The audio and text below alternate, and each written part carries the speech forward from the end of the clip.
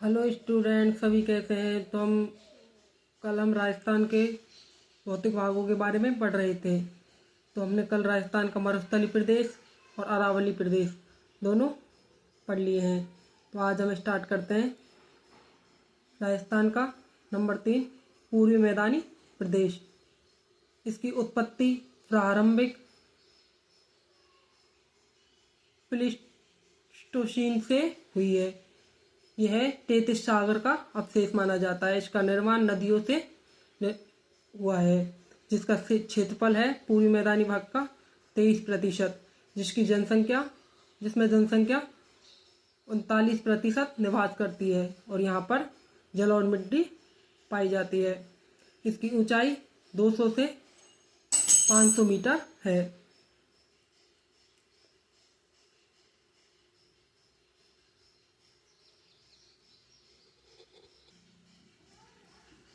मैदानी प्रदेश के 4 उपभाग हैं। चंबल बेसिन, जिसे वियर्ड कहते हैं, माही बेसिन, जिसे छप्पन बेसिन भी कहा जाता है, बनास बेसिन, इसे वालखेड़ा कहा जाता है, और वानगंगा बेसिन। तो सबसे पहले हम पढ़ते हैं चंबल बेसिन, जिसका विस्तार चित्तौड़, कोटा, बूंदी, सवाई माधोपुर, करौली, धौलपुर में है।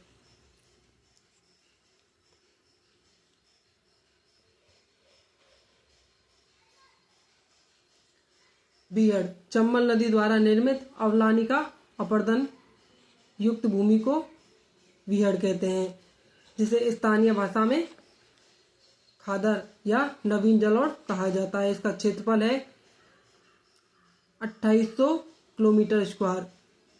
ये सर्वाधिक बियड धौलपुर में पाए जाते हैं। इसका पहाड़ी भाग डांग कहलाता है और डांग की रानी करौली कहलाती है। हम पढ़ते हैं कंदरा विकास कार्यक्रम। यह केंद्र सरकार द्वारा चालित कार्यक्रम है और ये 1989 में चलाया गया था। यह 8 जिले में, कोटा संभाग व भरतपुर संभाग, दोनों संभागों में ये कार्यक्रम चलाया गया था। अब पढ़ते हैं हम डांग प्रोजेक्ट। ये राज्य सरकार द्वारा चला गया था। कब चलाया गया था? 2004 में। और इसमें कौन कौन से जिले? इसमें भी कोटा संभाग व भरतपुर संभाग दोनों को शामिल किया गया था। 8 जिले इसमें शामिल थे। डाकुओं की शरण स्थली बीहड़ को माना जाता है, क्योंकि बीहड़ों में डाकू छुप जाते हैं।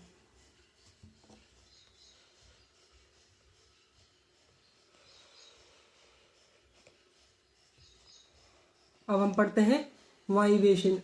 माही बेसिन का विस्तार बांसवाड़ा, डूंगरपुर, प्रतापगढ़ में है। इसका मैदान छप्पन का मैदान कहलाता है। छप्पन का मैदान बांसवाड़ा में, प्रतापगढ़ में है। छप्पन बेसिन बांसवाड़ा में है और कांठाल प्रतापगढ़ को कहा जाता है। वागड़ डूंगरपुर व बांसवाड़ा को कहा जाता है। अगला पढ़ते हैं बनास बेसिन।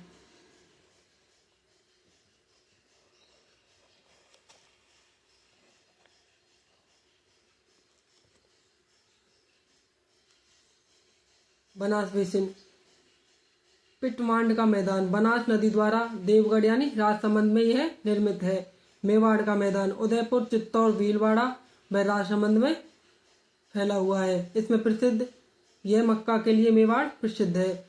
मक्का की किस्म कौन कौन सी है? माही कंचन, माही धवल, खेराड़ व मालखेड़ खेड़ा का पठार। यह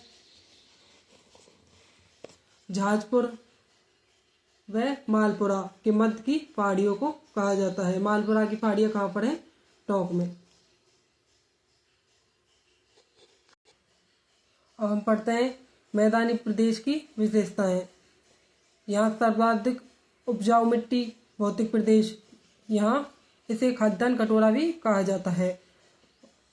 सर्वाधिक जनसंख्या घनत्व यहाँ पर निवास करती है। सर्वाधिक जनसंख्या यहाँ पर निवास करती है। नंबर 4 भौतिक प्रदेश पढ़ेंगे, दक्षिणी पूर्वी पठारी प्रदेश। इसकी उत्पत्ति क्रिटेशियम युग से मानी जाती है और यह गोंडवाना लैंड के अवशेष हैं। इसमें मुख्य 4 जिले हैं, यानी हाड़ौती क्षेत्र, कोटा, कोटा, बूंदी, बारा, झालावाड़। यहाँ पर मिट्टी काली पाई जाती है और इसकी ऊंचाई 80 से 120 सेंटीमीटर मानी जाती है। और समुद्र तल से इसकी ऊंचाई 500 मीटर है।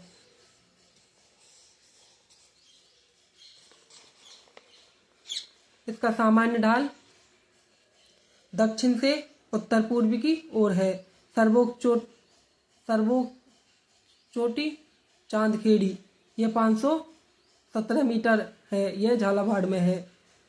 अब हम पढ़ेंगे दक्षिणी पूर्वी पठारी प्रदेश के पठारों के बारे में। विंध्यान कंगार भूमि और यह दक्कन लावा का पठार।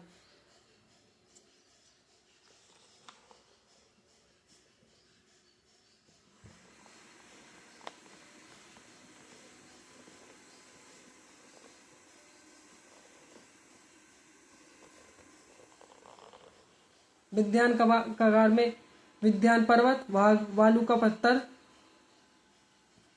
संपन्न दक्षिण पूर्वी भाग इसमें शामिल है। और दक्कन के पठार में मालवा का पठार, लावा का पठार, हाड़ौती का पठार शामिल है।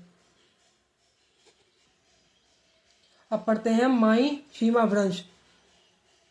अरावली व विंध्यान पर्वतमाला का मिलन स्थल है। ये विस्तार इसका रावतवाता चित्तौड़ में, कोटा, बूंदी, रणथंभौर, सवाई माधोपुर, करौली, धौलपुर में है। बूंदी की पहाड़ियाँ जिनका आकार चंद्राकार है, अर्ध चंद्राकार है, इनका विस्तार बूंदी में है। सर्वोच्च चोटी यहाँ की शनलूर है, यह बूंदी में है। आड़ावल पर्वत या आड़ावल पठार यह बूंदी में है। बूंद जिले के दर्रे लाखेड़ी